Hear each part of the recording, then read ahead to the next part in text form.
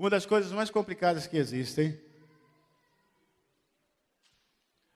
é ensinar pessoas. Ensinar pessoas. Treinar pessoas. É uma das coisas mais complicadas. Todos nós somos envolvidos em treinar pessoas, em ensinar pessoas, desde que nós nos entendemos por gente. Estamos ocupando sempre ou uma ou outra posição. Ou nós somos aqueles que estão aprendendo, ou nós somos aqueles que estão ensinando. E a tarefa de ensinar é complicada. A tarefa de ensinar é complicada porque envolve muita coisa. Por exemplo, envolve a disposição de quem está sendo ensinado de aprender. Se não houver disposição para aprender, não vai aprender. Se não houver interesse em aprender, não vai aprender. Mas também é complicado por parte daquele que ensina também. Porque quando nós ensinamos muito mais do que gostaríamos, e ensinamos muito mais do que deveríamos. Vou explicar? Quando você ensina uma criança, se você é pai, se você é algum responsável por uma criança, a criança vai aprender de você muito mais do que deveria. E até muito mais do que você gostaria. Ou seja, existem coisas que as crianças veem em nós, aprendem de nós, sem que nós tenhamos nos dado conta de que estávamos ensinando. São coisas que fazemos sem perceber, mas que as crianças percebem e aprendem. Por que eu estou falando essa questão toda de aprendizado, toda de ensino? Porque na igreja, constantemente, nós somos submetidos a um aprendizado, a um ensino. Na verdade, a vida da igreja é uma vida de treinamento constante, de aprendizado constante. E todo crente precisa estar disposto a estar sempre aprendendo, porque como nós aprendemos, a santificação não é um estágio que se atinge em determinado ponto da vida cristã. A santificação é um estágio que será perseguido em toda a sua vida cristã. Não é porque você hoje, de repente, tem 30 anos de igreja, 40 anos de igreja, 50 anos de igreja, 70 anos de igreja, que você pode dizer assim, atingi o estágio máximo da santificação. Porque nós só vamos atingir esse estágio máximo da santificação quando estivermos na glória. Mas enquanto estamos aqui, nós estamos aprendendo para essa santificação. Estamos aprendendo para essa caminhada. Estamos caminhando e aprendendo. É por isso, irmãos, que os estudos que nós temos na igreja, escola dominical, por exemplo, você nunca se forma. Porque o dia que você recebe o seu anel de formatura, é o dia que você vai abraçar Jesus lá na glória. Então, se alguém está desejando se formar na escola dominical, avisa. Porque Jesus vai se preparar para te receber na glória. Então, nós estamos sempre aprendendo e há sempre o que aprender. Bom, eu me converti com 15 anos, eu tenho aí 26 anos de crente. E nesses 26 anos, eu ainda me surpreendo com as coisas que eu aprendo de Deus e aprendo na palavra. Mas existem pessoas aqui que têm muito mais crentes que eu, de crente do que eu. Hã? Não é verdade? Tempo de crente, o crente de tempo, enfim. Por exemplo, nossa irmã Zélia. Quantos anos de crente, minha irmã Zélia? 71 anos de crente. Já aprendeu tudo que tem sobre crente? Ainda. Aprende todos os dias. Ou seja, então, se eu tenho 26 anos de crente e não aprendi tudo, eu não vou desanimar, porque tem alguém que tem 71 anos de crente e também não aprendeu tudo, está aprendendo também todos os dias. E é isso que nós precisamos entender. O apóstolo Paulo foi um homem que foi treinado, ensinado e trabalhou treinando e ensinando. E ele fala uma coisa muito interessante, um texto que nós conhecemos, quem é crente conhece, mas que eu creio, mesmo conhecendo, hoje o Espírito Santo pode falar algo novo para nós, porque essa palavra, embora tenha sido escrita há muitos e muitos anos atrás, ela é viva. E ela se renova a cada manhã, e ela fala algo de novo para nós a cada manhã. Segunda epístola a Timóteo, no capítulo 2,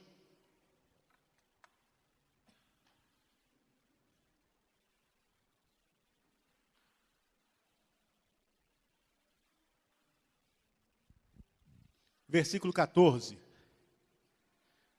2 Timóteo, capítulo 2, versículo 14. Essa foi uma carta que o apóstolo Paulo escreveu a Timóteo. Timóteo era um jovem pastor de uma igreja, um filho na fé do apóstolo Paulo. Versículo 14 diz assim: lembra-lhes estas coisas, ordenando-lhes diante do Senhor que não tenham contendas de palavras, que para nada aproveitam, exceto para a subversão dos ouvintes. Procura apresentar-te a Deus aprovado, como obreiro que não tem de que se envergonhar, que maneja bem a palavra da verdade. Mas evita os falatórios inúteis, porque produzirão maior impiedade. E a palavra desses corrói como câncer, entre os quais estão Himeneu e Fileto. Estes se desviaram da verdade, dizendo que a ressurreição já é passada, e perverteram a fé que tinha alguns. Todavia, o firme fundamento de Deus permanece, tendo este selo: o Senhor conhece os que são seus. E qualquer que profere o nome do Senhor, aparte-se da injustiça. Ora, numa grande casa, não somente há vasos de ouro e de prata, mas também de pau e de barro. Uns para a honra, outros, porém, para a desonra. De sorte que se alguém se purificar dessas coisas, será vaso para a honra, santificado e idôneo para uso do Senhor e preparado para toda boa obra. Foge também dos desejos da mocidade e segue a justiça, a fé, o amor e a paz com os que, com o coração puro, invocam o Senhor. E rejeita as questões insensatas e absurdas, sabendo que produzem contendas. E ao servo do Senhor não convém contender, mas sim ser brando, para com todos, apto para ensinar, paciente, corrigindo com mansidão os que são resistentes, na expectativa de que Deus lhe conceda o arrependimento para conhecerem plenamente a verdade, e que se desprendam dos laços do diabo, por quem haviam sido presos, para cumprirem a vontade de Deus. Irmãos, esse texto é tremendo e tem tantas coisas que nós poderíamos tirar aqui, fazendo uma conta rápida por aqui, 1, 2, 3, 4, 5, 6, 7, 8. Umas 10 mensagens só nesse texto. Mas vou tentar fazer em uma. Olha só. O jovem Timóteo era um pastor de igreja e há sempre um mito, irmãos. E esse mito precisa ser destruído, de que Deus só pode usar de maneira séria pessoas que têm uma grande maturidade ou que já viveram muito na vida. Deus respeita certos limites dos homens. Eu vou explicar o que aconteceu na minha vida. Quando eu tinha 21 anos, eu fui pastorear minha primeira igreja. Quando eu tinha 21 anos, eu tinha quase a metade do peso que eu tenho. Estou exagerando um pouco. Eu era bem menor do que eu sou agora. Tinha mais cabelo do que eu tenho agora. Ainda não tinha casado. Nem a minha barba tinha nascido direito ainda. Não que tenha nascido direito agora, mas era bem mais fraca do que é hoje. E a palavra de Deus já ardia dentro do meu coração. E eu já pregava com a mesma convicção que eu prego hoje. É lógico que hoje eu conheço muito mais coisas. Mas eu pregava com a mesma convicção. E procurava viver na presença de Deus também com a mesma convicção. Mas as pessoas que me olhavam de uma forma diferente. Porque eu podia ter convicção. Eu podia estar certo daquilo que estava pregando. Eu podia ter certeza do que eu estava falando. Mas muitas vezes as pessoas olhavam para mim e falavam assim, mas esse garoto? Será que é verdade mesmo esse garoto está falando aí? De repente, homens casados, mais velhos, me ouviam falar e falavam assim, o que esse garoto sabe? Nem casou ainda, está falando o quê?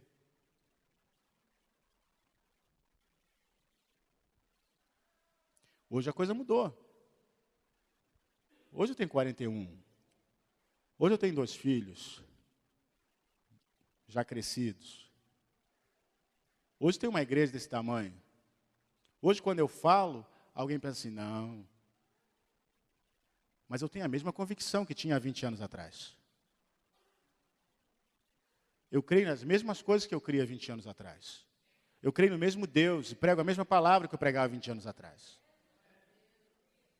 Mas a visão das pessoas muda a nosso respeito. E o que eu quero dizer com isso? Eu quero dizer com isso é que, muitas vezes, quem é novo, quem é jovem, se esconde atrás de uma capa de irresponsabilidade. E diz assim, eu sou novo, eu posso fazer, e depois eu conserto. E o próprio adulto fala assim, porque isso aí é jovem não tem juízo mesmo. E você aceita essa palavra de que você não tem juízo mesmo.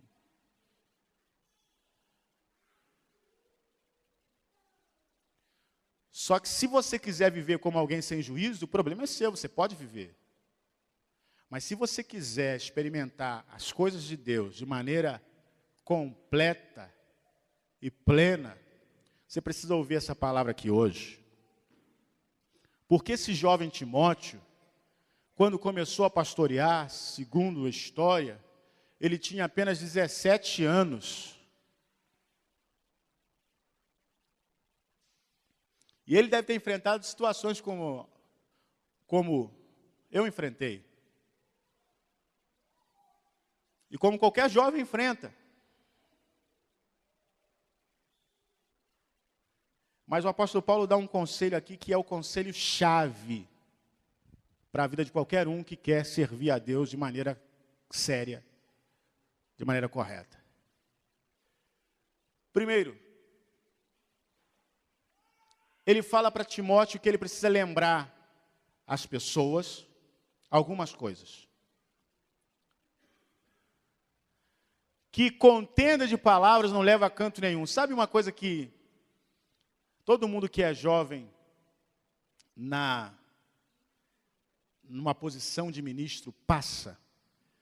Contenda de palavras. Isso acontece. Eu aprendi quando criança que a gente não deve discutir com as pessoas mais velhas.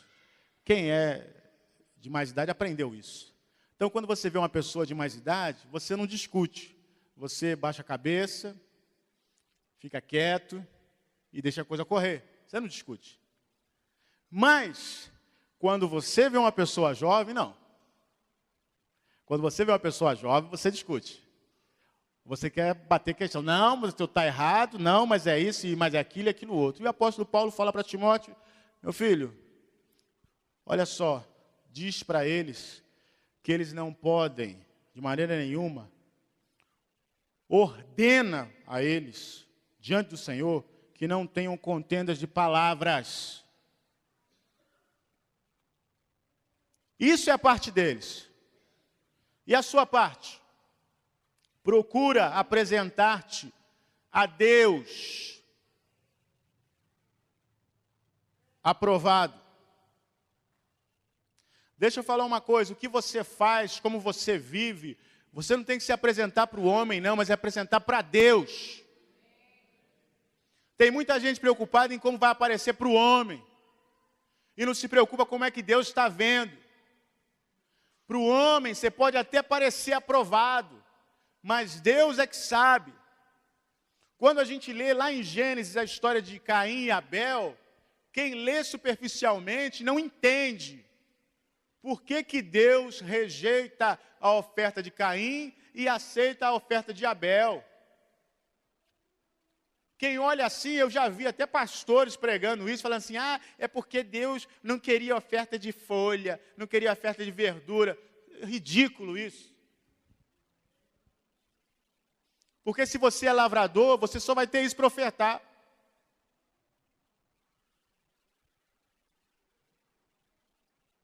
O problema não estava na oferta.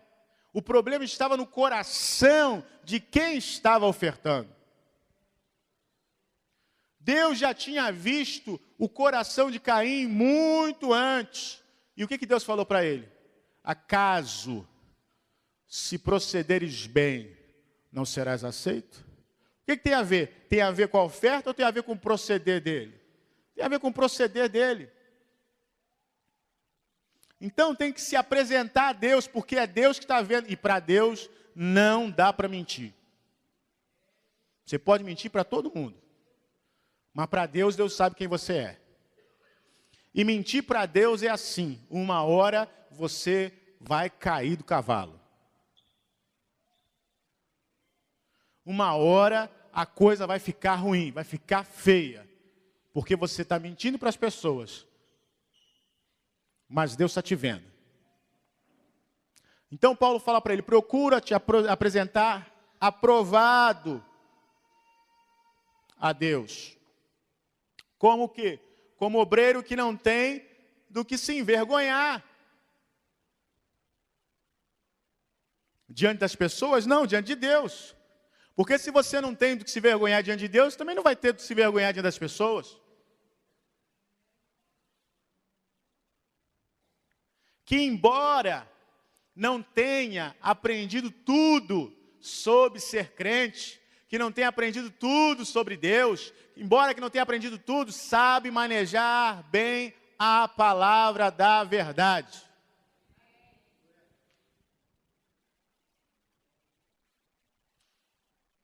Eu posso não saber tudo, mas eu sei manejar bem a palavra da verdade. É assim que tem que ser. Eu posso não ser a maior autoridade em Bíblia, não ser o expert em Bíblia, eu posso não ser, mas eu sei manejar bem a palavra da verdade. Eu não me perco para saber, para achar, para entender. É isso que tem que acontecer. Quando você cresce na presença de Deus, não quer dizer que você tem que ficar estagnado e por isso você vai... Não, você vai aprendendo, mas você tem que aprender a manejar bem essa palavra, porque manejar bem essa palavra é o que vai fazer com que a sua vida perdure na presença de Deus.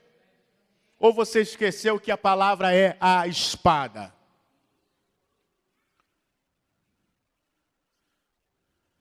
E que nós estamos numa batalha.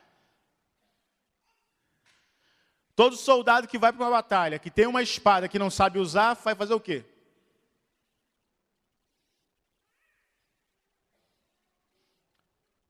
Na hora da batalha, ele vai pegar a espada assim e vai...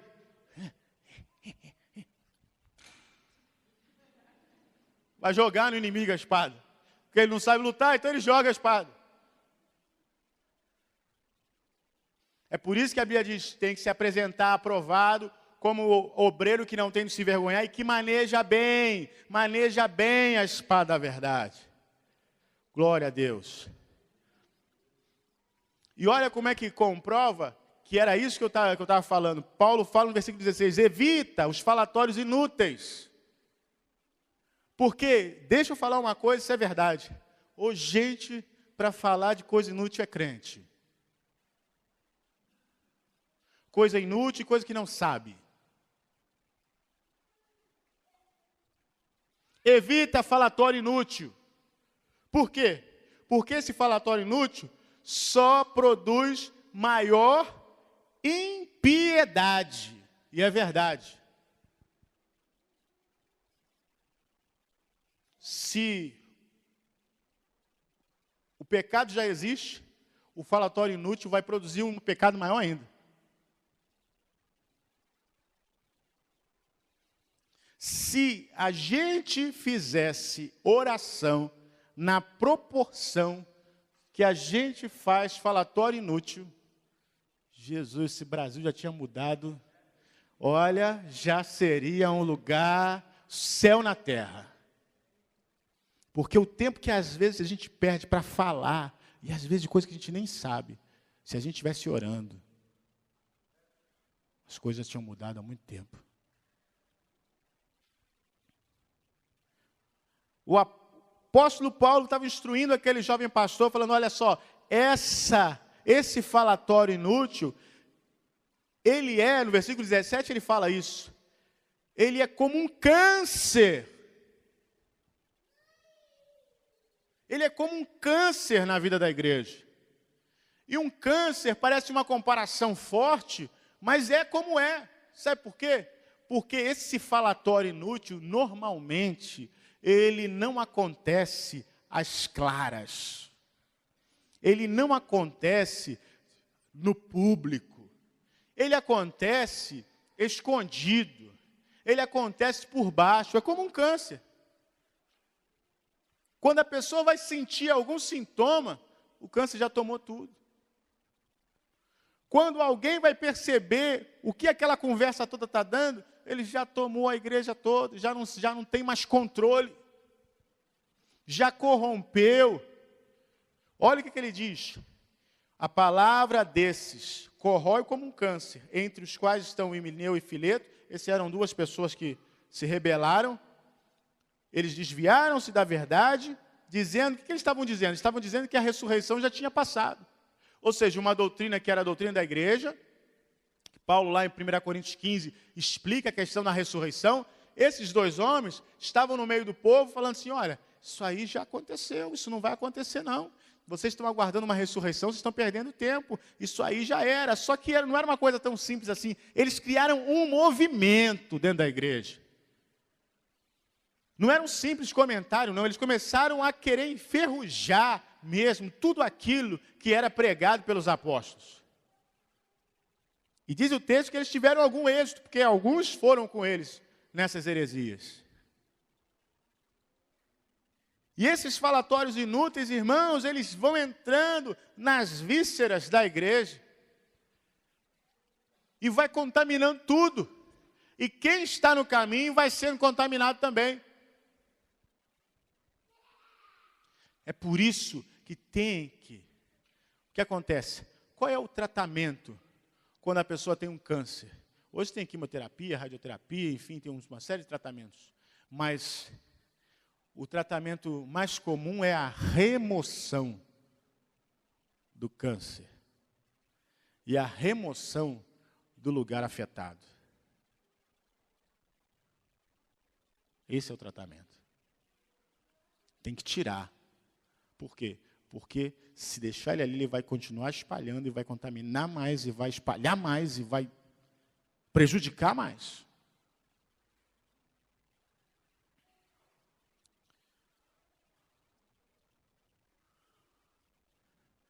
Agora, ele explica também que o fundamento de Deus permanece. Ou seja, aquilo que é de Deus, irmãos, se tem uma promessa na Bíblia e que eu creio fielmente, é que, quando a Bíblia diz que as portas do inferno não vão prevalecer contra a igreja do Senhor. Eu creio nisso. por mais luta, por mais batalha que a igreja enfrente, por mais situação que aconteça, se levante contra a igreja, externamente, internamente, enfim, que essa promessa é real, as portas do inferno não vão prevalecer. Então, não importa o que aconteça, a vitória sempre será do Senhor, sempre. Sempre haverá um remanescente. Mas ele coloca uma coisa muito interessante aqui. Toda aquela discussão a respeito de joio e trigo, vaso de honra e vaso de desonra, enfim, a palavra diz, olha, não corta o joio, porque quem corta o joio é o Senhor, enfim, mas aqui Paulo fala do vaso de honra e vaso de desonra. E essa questão é uma questão muito interessante. Porque o fato de ser vaso de honra ou de desonra depende, não é do Senhor, não é de quem te ensina, te treina, mas depende do vaso. Depende do vaso. E o apóstolo Paulo coloca que numa casa tem muitos vasos, vasos de ouro, de prata, de pau, de barro. E a gente costuma a medir o valor das coisas pelo material feito. Não é verdade? Qualquer um vai pensar assim, um vaso de ouro vale muito mais. Mas um vaso de ouro, irmãos, serve para enfeitar. Porque ninguém é maluco de botar um vaso de ouro para ficar carregando coisa dentro dele, de jogar para lá e para cá, é só para enfeitar. As crianças não podem nem chegar perto, ninguém pode chegar perto. Tem que ficar ali no lugarzinho dele separado, e limpo com todo cuidado. Esse é o vaso. Mas quando a Bíblia se refere a vaso de honra, não está se referindo ao material com o que é feito o vaso, não. Ele está falando a respeito da purificação do vaso. Não importa de qual material você seja feito, não importa de qual material seja esse vaso, o que importa é que esse vaso seja purificado. Ele diz, numa grande casa, versículo 20, há muitos vasos. Há vasos de ouro, de prata, mas também de pau e de barro, uns para a honra, outros, porém, para a desonra.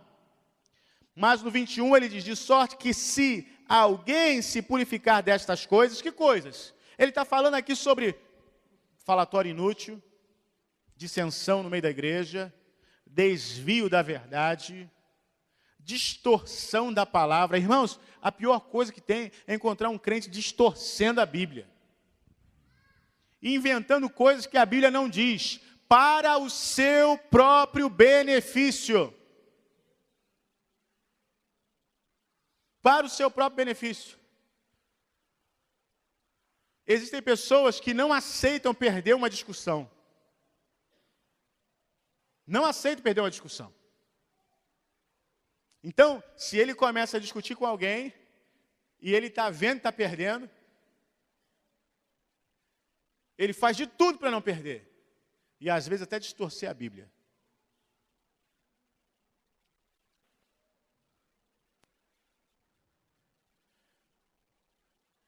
E é um perigo muito grande nisso. Porque está escrito lá, ó. Aquele que acrescentar um J, um tio. É um perigo muito grande isso. Perigo grande. Sabe, na Bíblia, grandes desgraças aconteceram em momentos que nós poderíamos dizer assim, poxa, podia deixar passar. Não é verdade? Grandes desgraças aconteceram em momentos que a gente podia olhar assim e falar assim, puxa, mas não podia deixar passar? Por exemplo, Davi recuperou a arca, colocou lá a arca, estava levando todo feliz a arca para o povo. Tinha um rapaz lá ajudando a tomar conta da arca, a arca estava num carro de boi, o carro de boi falseou a roda lá, a arca quase caiu, mas não caiu porque o menino foi lá e segurou a arca, para ela não cair. E o menino morreu por causa disso. Você fala, puxa, mas por que Deus fez isso? O menino foi ajudar. Mas tem muita coisa envolvida nisso aí. Tem muita coisa envolvida nisso aí. E a gente sempre assim, poxa, podia deixar passar, não podia deixar passar? Matar o rapaz?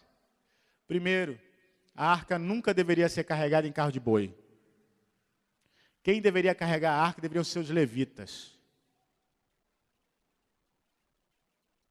Sabe qual é o nosso problema? É que a gente pensa que Deus pensa como a gente pensa. Só que a Bíblia diz que os pensamentos de Deus são mais altos do que os nossos. Deus não vê como o homem vê. Deus vê além. Deus vê o interior, onde o olho do homem não consegue enxergar. Deus vê ali. Outra situação também, que poderia ter deixado passar, que a gente pensa, né? Saul estava lá no meio da batalha, lá o povo pressionando ele. Samuel não vai vir mais, Samuel era o profeta. E Saul lá esperando, o rei de Israel, e o povo pressionando. Olha, Samuel já demorando muito, não vai vir mais, a gente precisa sacrificar, oferecer incenso ao Senhor, e Samuel não chega. Aí Saul falou, olha, ele não vem mais, eu vou lá oferecer incenso, eu vou. Aí pegou lá o incensário e foi oferecer incenso, sacrificar. Na hora que ele foi fazer isso, chegou Samuel. Falou, o que você está fazendo? O que você está fazendo? Porque se demorou, pensando que não se via mais, e aí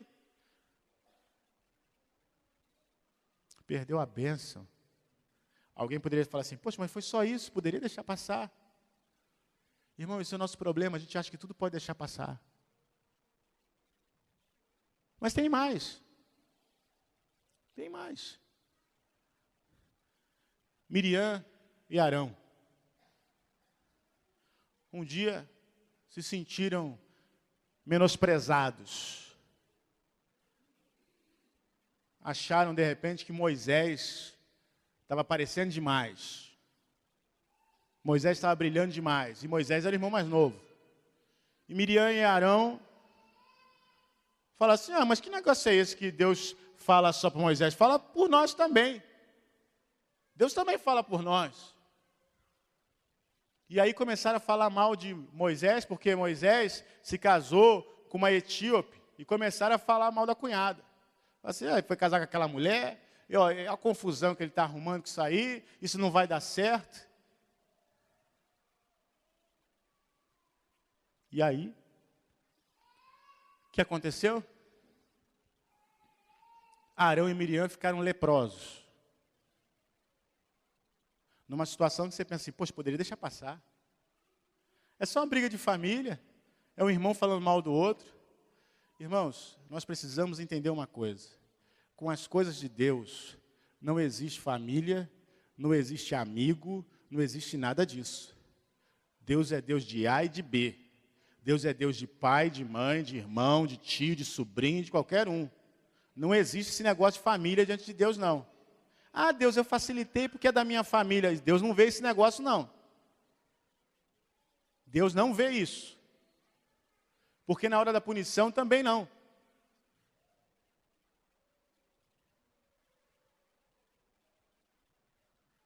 Situações que a gente pensa, poderia deixar passar, mas Deus não deixa passar. Porque Deus é Deus. E Ele não pensa como o homem pensa e não vê como o homem vê. Agora, é maravilhosa essa palavra porque diz que se você se purificar dessas coisas, você é um vaso para honra. Preparado para ser usado para toda boa obra. Você é um vaso para honra, santificado, idôneo, para o uso do Senhor. Sabe, irmãos, às vezes o que Deus quer romper no nosso ministério, na nossa vida espiritual, na nossa vida financeira, emocional, enfim, tudo está tão próximo. Mas o que separa esse rompimento aí de Deus, de coisas na nossa vida, é a nossa boca. Porque o que diz a Bíblia é muito sério, pelas tuas palavras será julgado. E não há palavra frívola que você não dê, que você não diga, que você não vá dar conta no dia do juízo. Então, muitas vezes, nós pecamos com a nossa boca. Nós não fazemos, muitas vezes nós não vamos lá, mas nós pecamos com a nossa boca. E Quanta gente pecando com a boca e não desfruta do que tem de Deus, mas a palavra diz, se você se purificar dessas coisas, você vai ser vaso para honra, para uso do Senhor. Eu falei que tinha umas 10 mensagens aqui. E uma outra mensagem que tem aqui, complementando tudo isso, é quando o apóstolo Paulo fala assim, olha, foge. Foge. Você pode repetir essa palavra comigo? Foge. Foge. Eu já contei essa história aqui, mas vou contar mais uma vez. Um homem muito rico precisava de um motorista. Ele marcou várias entrevistas com várias pessoas para serem motorista dele. Começou a entrevistar o primeiro. Perguntou, vem cá, se a gente estiver perto de um precipício, de um abismo, qual é a distância segura que você passa dirigindo o carro do abismo? O motorista falou assim, olha, eu já dirijo há muito tempo, tenho muitas habilidades, eu posso passar 1 metro do abismo que não vai ter problema nenhum. O moço rico falou assim, muito obrigado, entraremos em contato. Chamou o próximo, fez a mesma pergunta para ele, ele respondeu, o próximo falou assim, olha, eu tenho bastante habilidade dirigindo, tenho muitas referências, eu posso passar 50 centímetros do abismo que eu saio bem.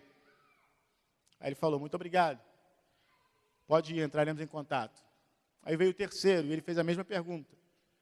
E o terceiro falou assim, olha, o mais longe que eu puder passar do abismo, eu vou passar.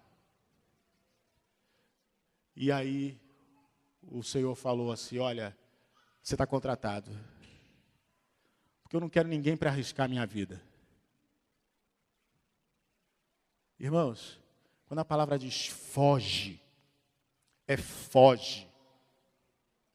Deus não quer nenhum malabarista se arriscando na corda bamba do pecado, não.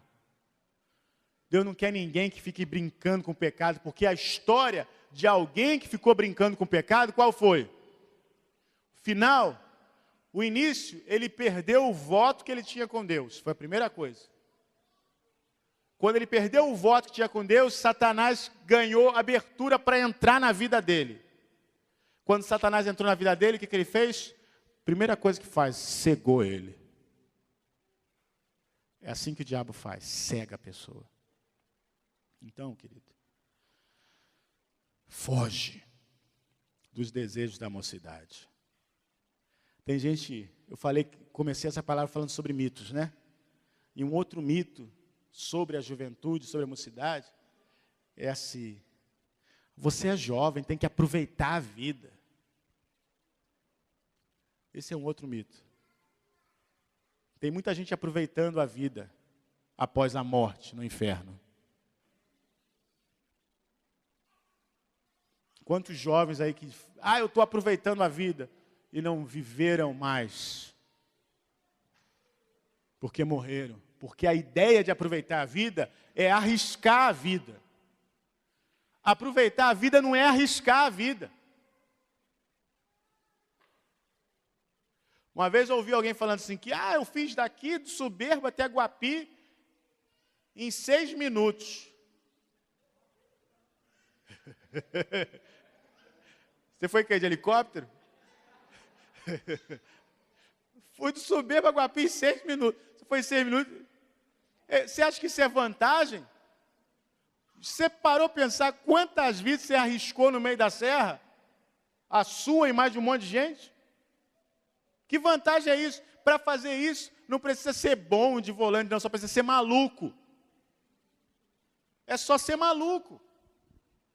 Porque você está arriscando a sua e a vida de um monte de gente que não tem nada a ver com isso, que está indo trabalhar, que está saindo com a família, que está fazendo, de repente, só dando um passeio. Não tem nada a ver com essa história. Foge dos desejos da mocidade. Se eu tivesse tempo, eu ia me deter mais nisso, mas há muitos mitos. Há um mito antigo e machista que diz que o homem, para ser homem, tem que ter muitas mulheres. Olha, Para que eu me tornasse homem, eu só precisei de uma mulher, minha mãe. Foi só ela. Ela me concebeu homem. Pronto. Não preciso mais de ninguém. Quando Simone me conheceu, eu já era homem. Não é verdade? O camarada que pensa que precisa de um monte de mulher para ser homem, precisa procurar um psicólogo, um tratamento, porque ele está com um problema de identidade, uma coisa que ainda não definiu na vida dele. Não é verdade? Então esses mitos de que tem que ter várias mulheres, tem que arriscar a vida, foge dos desejos da mocidade. Foge dos desejos da mocidade. Agora, segue o quê? A justiça, a fé, o amor, a paz, com os que com o coração puro invocam o Senhor.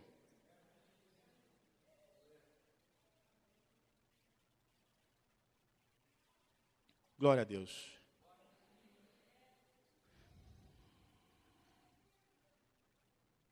E para terminar,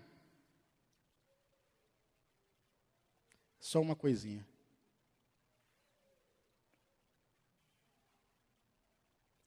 A minha expectativa está aqui no versículo 25. É a última coisinha. A minha expectativa está aqui. De que Deus lhe conceda o arrependimento para que você possa conhecer plenamente a verdade. Sem arrependimento, ninguém conhece plenamente a verdade. Não conhece. E além de conhecer plenamente a verdade, você possa também ser solto dos laços do diabo. Porque quando você conhecer plenamente a verdade e for solto dos laços do diabo, você vai estar livre para cumprir a vontade de Deus. É por isso que muita gente não consegue cumprir a vontade de Deus, porque precisa se arrepender, primeiramente. Se arrepender, primeiramente. Conhecer a verdade plenamente. E ser solto do laço do diabo. Isso não é um gesto de cantor famoso, não. Não são coisas aqui que acontecem na conversão? Arrependimento, conhecimento da verdade e libertação dos laços do diabo. É isso que tem que acontecer. Isso é estranho, porque Paulo está escrevendo para Timóteo, que era pastor de uma igreja, ou seja, então na igreja existiam pessoas que precisavam se converter, porque precisavam de arrependimento, precisavam de conhecer a verdade e serem libertos do laço do diabo.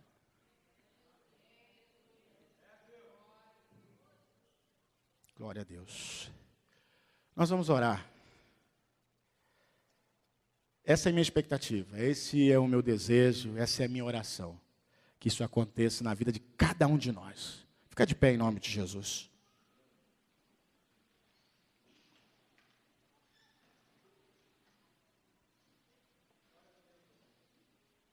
Quero fazer uma oração por pessoas que estejam com algum problema, alguma causa impossível, alguma dificuldade. Talvez alguém pense, poxa, o pastor não vai orar por esse motivo da palavra? Não, não precisa orar por isso, não. Essa é a ação do Espírito Santo. A palavra foi pregada e o Espírito vai agir de acordo com a necessidade. Mas eu gostaria de orar por aqueles que precisam de oração, que têm alguma questão que precisam resolver, que têm algum problema, alguma situação que querem colocar diante de Deus. Pode vir diante do altar, eu quero orar por você.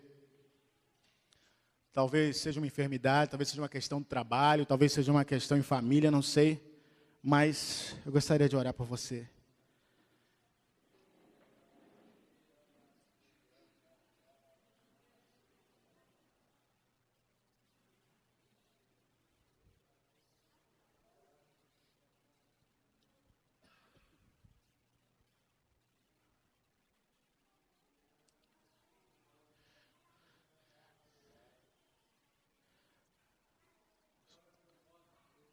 Deus.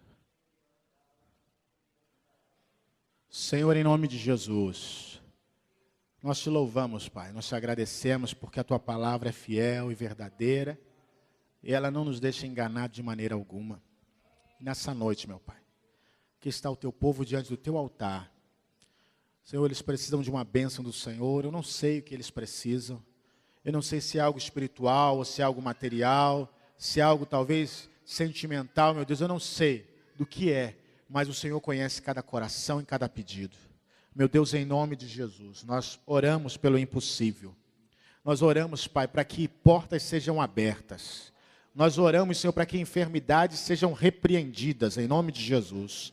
Para que todo sintoma, Senhor, para que todo nódulo, para que todo, Senhor, toda arritmia, todo problema nos ossos, todo problema, Senhor, hepático, Senhor, em nome de Jesus, seja nessa hora, Senhor, repreendido. Senhor, todo problema de dor crônica, dor nos ossos, dor de cabeça, Senhor, em nome, dor de estômago, em nome de Jesus, seja repreendido agora, Senhor. Em nome de Jesus, todo problema, Senhor, do coração, Senhor, problema nos rins, Senhor, em nome de Jesus, problema de pulmão, Pai, nessa hora, em nome de Jesus, toca e cura, meu Pai. Oh, Deus, em nome de Jesus, Senhor, nós colocamos também as questões, Senhor, de relacionamento, Senhor, problemas em casa, problemas no trabalho, Senhor, situações que precisam ser resolvidas, situações que precisam ser lavadas com o sangue de Jesus, situações, Senhor, que precisam de conserto, precisam de reconciliação. Meu Deus, nessa hora, em nome de Jesus, ajuda, Senhor, ajuda, traz, Senhor, a reconciliação, traz o acerto, meu Pai, traz a limpeza nesses lares aqui representados, em nome de Jesus. Senhor, faz um milagre na vida, Senhor, do teu povo, em nome de Jesus. Em nome de Jesus, Senhor, aqueles que estão precisando de uma bênção financeira, Senhor, que estão desempregados, estão necessitando de uma porta de emprego, meu Pai, em nome de Jesus, abre uma porta, meu Pai, abre uma porta maravilhosa, abre uma porta, Senhor, que venha a suprir as necessidades, Senhor, e nessa hora aproveitamos, Pai, para orar por essa cidade, Senhor, porque portas dessa cidade são escassas, meu Deus, mas nós oramos para que o Senhor reverta a situação nessa cidade, do comércio dessa cidade, Senhor, em nome de Jesus, que haja crescimento, Senhor, nessa cidade, na parte de indústria, na parte de comércio, Pai, em nome de Jesus, olha com o teu olhar de misericórdia para essa cidade, para os moradores dessa cidade. Senhor, em nome de Jesus, faz um milagre, Senhor, nessa cidade, meu Pai. Em nome de Jesus, abençoa cada um aqui. Senhor, aqueles problemas que nós não somos capazes de saber, mas que o Senhor sabe. Talvez uma situação, Senhor, que é impossível, ó Deus, nossos olhos, mas para Ti não haverá impossível jamais. Nós cremos, Pai, que nessa hora o Senhor pode agir de maneira sobrenatural. Senhor, curando, transformando, fazendo, Senhor, com que essa situação desapareça. Senhor, problemas na justiça, problemas que estão, Senhor, no fórum. Senhor, papéis que estão ali atrasados, que estão ali embargados. Pai, em nome de Jesus, o Senhor pode tocar agora. Senhor, e fazer com que aquele processo seja julgado, para que aquilo possa, Senhor, em nome de Jesus, ser, Senhor, desfeito. Pai, em nome de Jesus. Oh, Deus, eu te peço, Senhor, abençoa o teu povo. Confirma a bênção do teu povo, em nome de Jesus, e nós te damos toda a honra, toda a glória e todo o louvor, em nome de Jesus, amém e amém, glória a Deus, aleluia.